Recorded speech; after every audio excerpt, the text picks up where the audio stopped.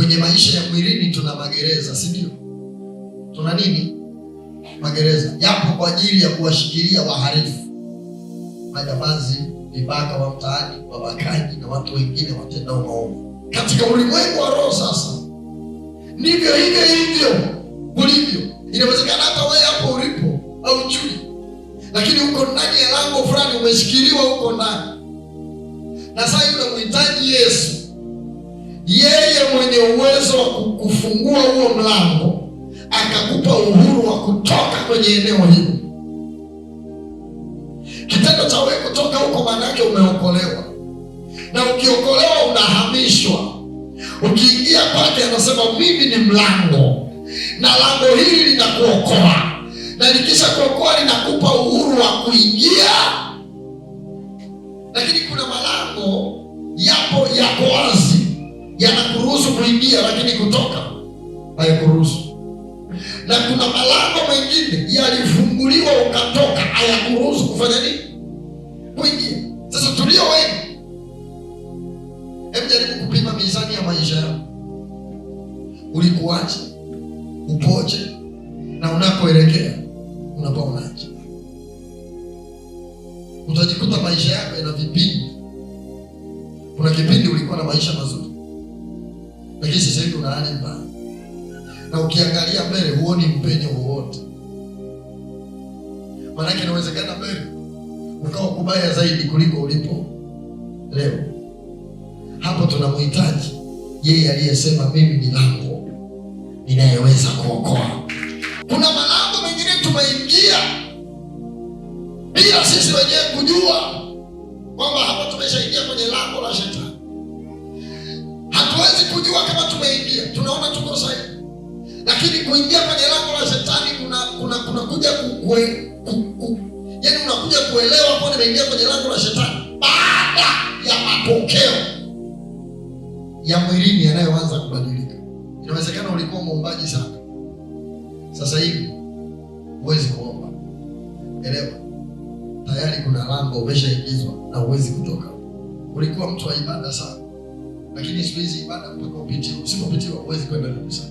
Mwingine inawezekana ulikuwa na shauku ya kufanya biashara, ya kufanya kazi, lakini saa umeipata kazi, saa umeipata hiyo biashara, unaanza kusikia uvivu wa kwenda hata kwenye biashara yako. Ila kwa na unasikia uvivu kweli. Yaani unaamka asubuhi unajikuta umechoka. Basi mimi nimechoka hapa. Leo mimi acha natafuta sababu. Sio. Na kikiwa ndo masa. Leo tupumzike. Yaani ndio imeisha. Ile shauku ya kwenda kazini imeisha. Elewa, tayari washakuwekea mlango na umeingia, wamekufungia. Inasema mimi ni mlango. Mimi ni mlango. Anaingia kupitia kwangu. Anaingia kupitia kwangu. Ataokolewa. Kwanza ataokolewa, maana yake vile vimilango vilivyomshikilia vile vitapasuka vyenyewe, vimwachie atoke. Ufahamu na akili na mawazo yako yatafunguka. Kuna mahali ukiingia kwenye lango fulani, akili yako inaweza kujiua tu. Yaani mimi kwa kweli nimeshachoka, mimi bora nife.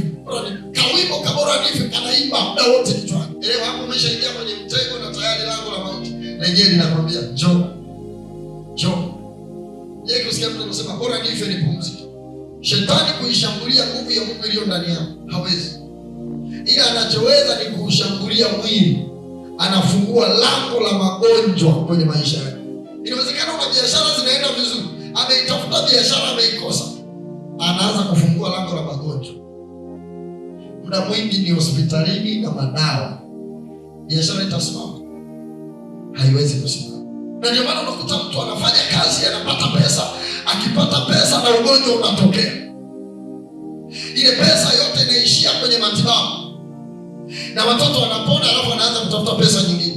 Na ndio maana nasema mwizi haji, ila anakuja kwa lengo moja: kuua, kuharibu, kuiba. Angalia kitu ambacho kwenye kitabu kile cha Matendo ya Mitume sura ile ya 12.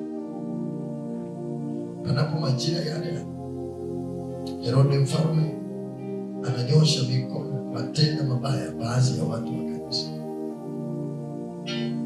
Akamuua Yakobo ndugu yake Yohana kwa upanga. Alipoona imewapendeza Wayahudi, akamkamata na Petro. Biblia inasema Petro akawekwa gerezani, akalindwa chini ya vikosi 4 ya askari 4, maana yake askari 16. Gereza lina milango 3. Anayelindwa si jambazi, anayelindwa mle si Baraba, labda useme alikuwa mbakaji. Anayelindwa ni mhubiri wa Injili, yuko gerezani, malango yamefunguliwa, amewekwa huko ndani, na malango yakafungwa ili asitoke.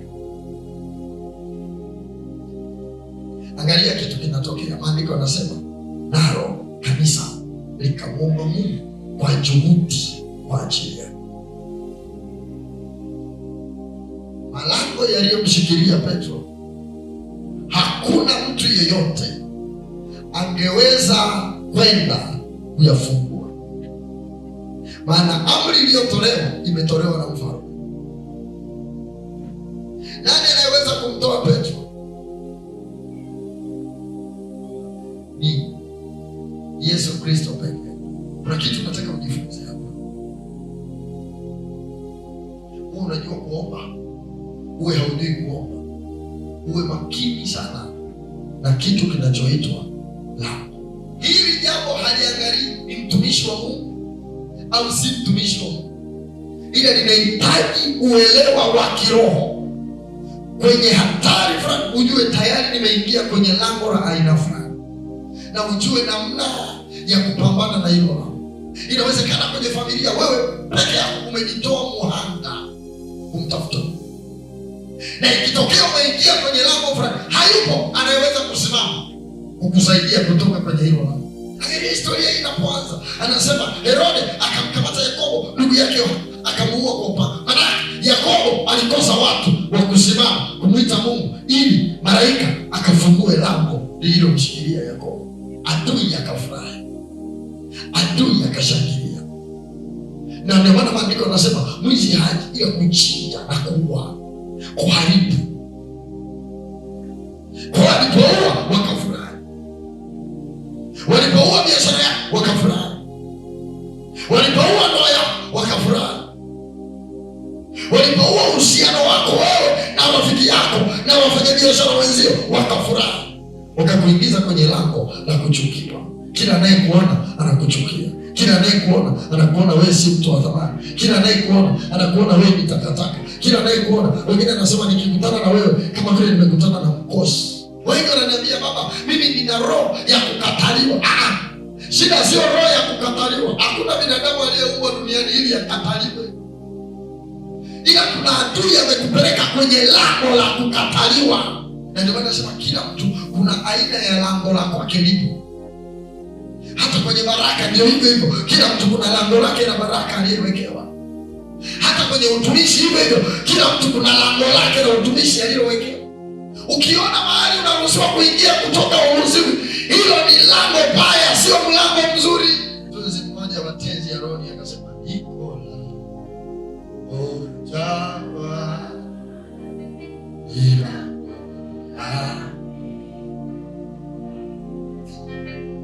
awote waingia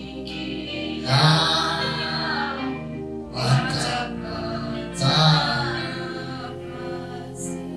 abondie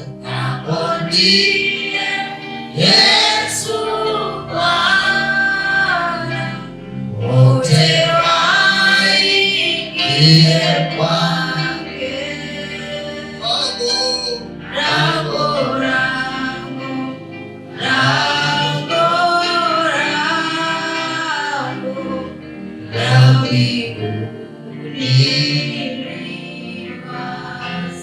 Pigie Yesu.